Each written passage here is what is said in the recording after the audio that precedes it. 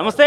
నల్గొండ జిల్లా నకిరేకల్ నియోజకవర్గం నుంచి ఇక్కడ ఒక బాధితులు వచ్చారు. అంగవైకల్యం చాలా క్లియర్గా ఉన్నది. ఇప్పటిదాకా విజువల్స్లో చూస్తుంటారు మీరు. అనే దగ్గర సదరన్ సర్టిఫికేట్ ఏదైతే ప్రభుత్వం జారీ చేసేటువంటి మెడికల్ అన్ఫిట్మెంట్ సర్టిఫికేట్ లాగా సర్టిఫికేట్ ఉన్నది. కానీ కొన్ని రోజులు ప్రయత్నం చేస్తున్నారు, కానీ పెన్షన్ కూడా లేదు. ఒకసారి మాట్లాడడం వాళ్ళతో. ఎప్పటి నుంచి ఉంది మీ బాబుకి సమస్య? పుట్టినకాంచి ఉంది సార్. పుట్టినప్పటి నుంచి కూడా. సో ఇప్పుడు వయసు ఎంత ఉంటుంది?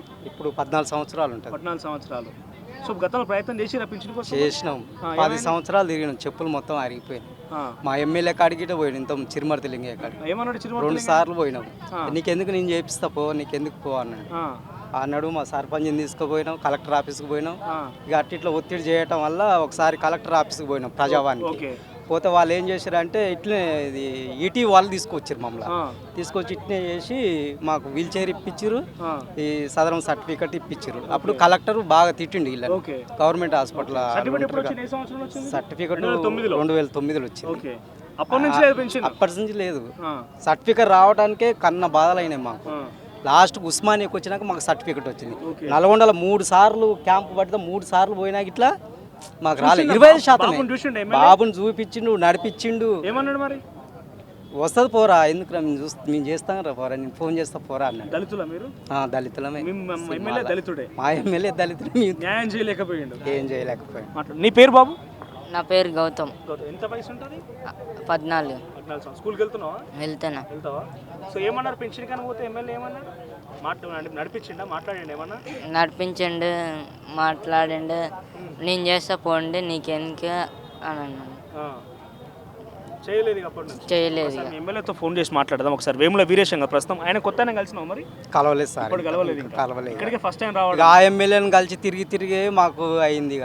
మరి ఈయన కాడికి పోతే ఏమవుతుందో అని చక్కగా హైదరాబాద్ పోతే అయిపోతుంది అని ఈడికి వచ్చినాం. ఆ ఎమ్మెల్యే దగ్గరికి పోతే అవుతుందో కాదు అనుకో నమ్మకం కనిపిస్తలే ఎమ్మెల్యే మీద. ఇక వీళ్ళు వీడికైతే నమ్మకం వచ్చిందా మరి? ఇడికి పోతే అవుతుంది అన్నట్టుగా. ఇక అంటే ఇక టీవీలో చూసినాం కదా సార్, ఏమని ఇట్లా ప్రజా దర్బార్ పోతే అవుతుంది అది ఇది అంటే.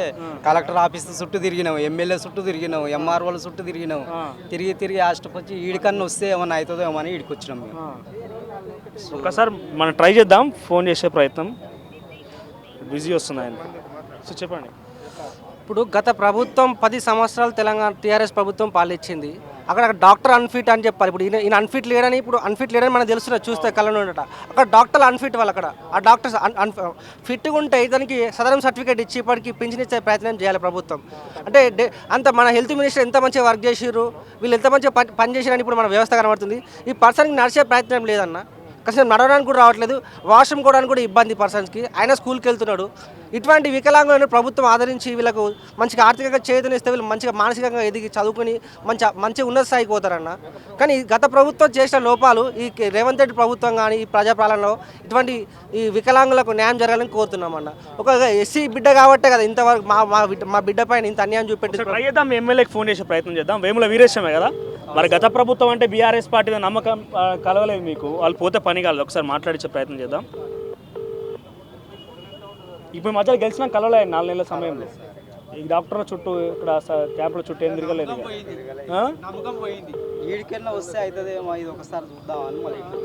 ఇటు నమ్మకం అనిపిస్తుందా పోదా మరి? ఇక్కడికి లోపల కలిసిరా? ఇప్పుడు అప్లికేషన్ ఇచ్చినాం, మీకు ఫోన్ మెసేజ్ వస్తుంది, మేము నల్గొండకు పంపిస్తాం పోరే అన్నారు. అటెండ్ చేయట్లేదు మీ ఎమ్మెల్యే కూడా. ఈ ప్రజావాణిలో వచ్చిన సందర్భంగా మేము ఫోన్ చేస్తాం, మెసేజ్ వచ్చుడు కాదు. ఈయనకు వెంటనే పింఛన్ ప్రకటించాలి ఈ ప్రభుత్వం.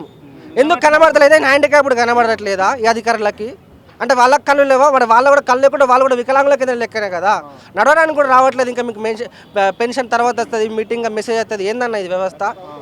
ఈ గత ప్రభుత్వం చేసిన లోపాలు వీళ్ళు కూడా రిపీట్ చేసే ప్రయత్నం కనబడుతున్నది.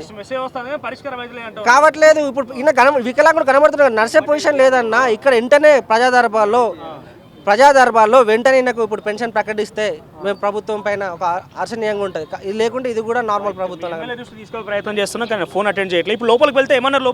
లోపల అప్లికేషన్ ఏమంటే ఇచ్చిన అప్లికేషన్ ఇచ్చేసాడు అంతే. చూసిరా? కలెక్టర్ చూసింది ఆయనని? కలెక్టర్ ఎవరు చూడలే, బయట కూర్చుర్రు. ఇచ్చిర్రు. ఈ జిరాక్స్లు ఏమంటే ఇచ్చినాం, ఆధార్ కార్డు, ఈ సదరం సర్టిఫికెట్ అది ఇచ్చినాం, అయిపోయింది. మీరు పోరి, మీకు ఫోన్ మెసేజ్ వస్తుంది, మీరు పోరి అన్నారు.